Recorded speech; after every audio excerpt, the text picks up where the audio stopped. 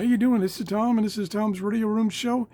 And as all of you know, weather conditions have been unbelievable this past 12 or 18 months. I mean, blizzards, hurricanes, tornadoes.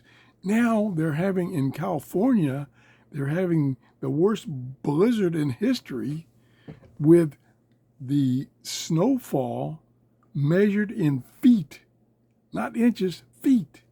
And people are stranded on the highway. They're stranded at home. They can't get out. So I think it's even more important nowadays to have an emergency radio. One that will receive the NOAA channels, the NOAA alerts, AM and FM,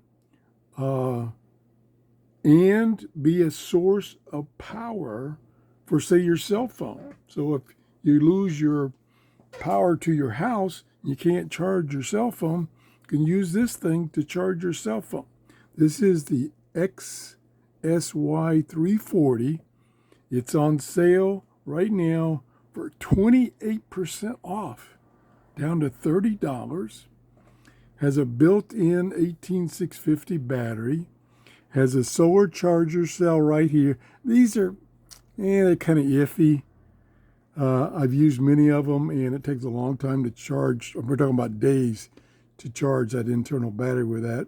Has a crank charger on the back. Has a nice bright light and a reading lamp.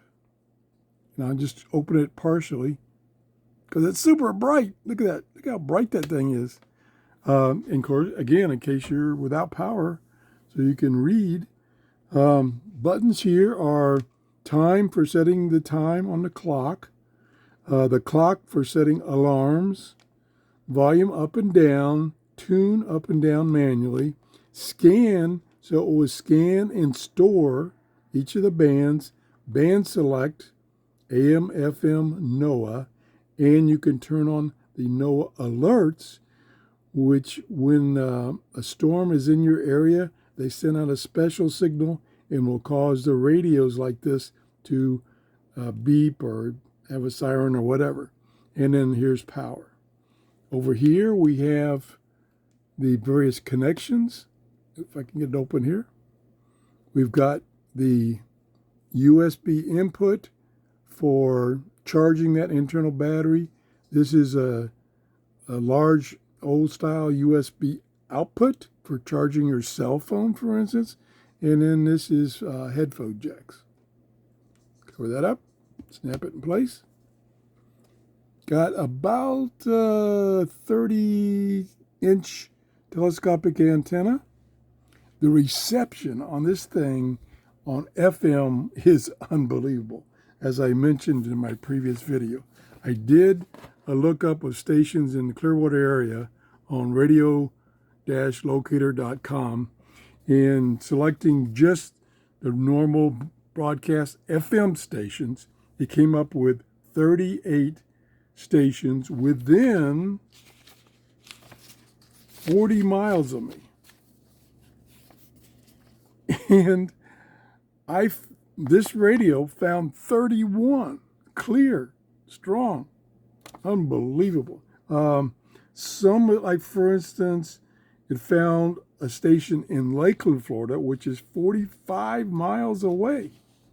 Found another one in Lakeland, one in Holiday, that's 15 miles, one in Tampa, that's 32 miles away. There's another one in Tampa. So FM reception is great. So if you don't have NOAA radio in your area, you can listen to FM and get the latest weather information.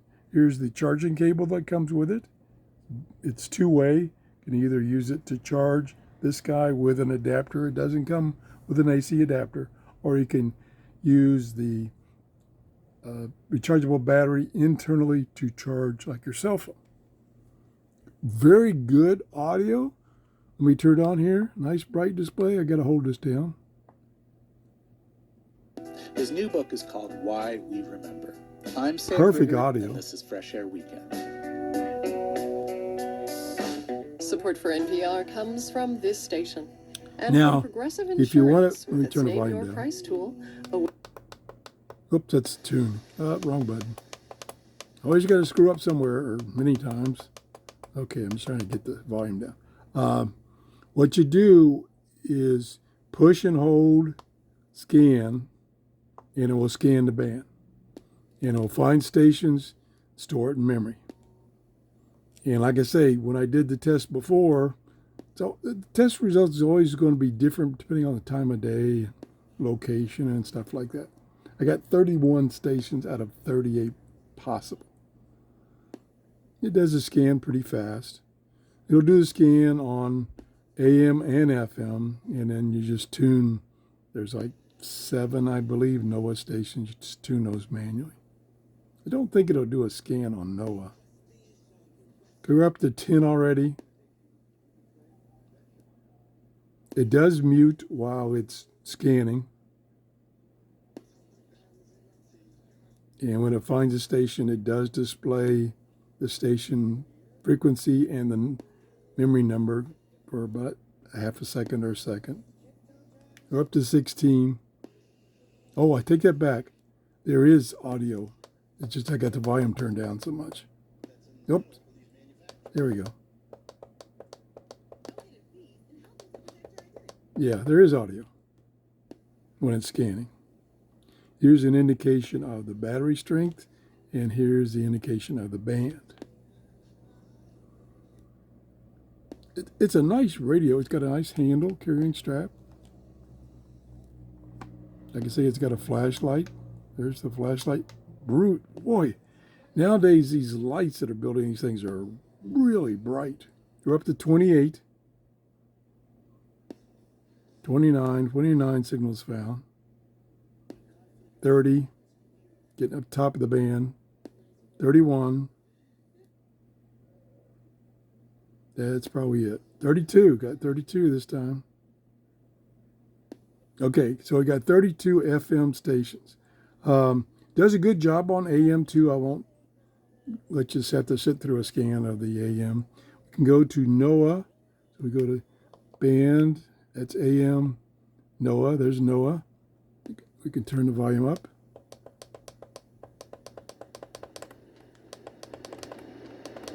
And then I will see if it can scan on NOAA. No, I didn't remember it scanning, so you just have to tune it. He's 1 foot or less. There's one. And There's 2. We're very weak. yeah. He's outdoors. There's 2 strong. Then we got 2.5. A slight chance of 3. storms. Wow. A chance. That's the maximum I ever get is 3. 3 p.m. observations for the local area on Now, Sunday, March 3rd. Am I losing track here? Let me look at this closer. Okay, this is first channel, 4.4. I'm nuts. Okay, there's He's 1. around 2 feet. 2. And falling. At St. 3. Yeah, there's 3. Well, 2.5. Normally, the maximum I can get, even with an outside antenna, is 3. So I got 2 in the weak one. Pretty nice radio. Like I say, it's on sale right now. There's the model number. It doesn't have a brand name on it. And there's the crank. Now, I don't see any easy way to get into it. So after several years, that battery won't charge. You might struggle getting into it. Maybe not. You know, it's got these kind of Allen wrenches on the end. And maybe it'll come apart. I'm not going to take it apart, but maybe it comes apart pretty easy. Like I say, it's on sale 30% off. Pretty cool. Thanks for watching and have a great day. Bye-bye.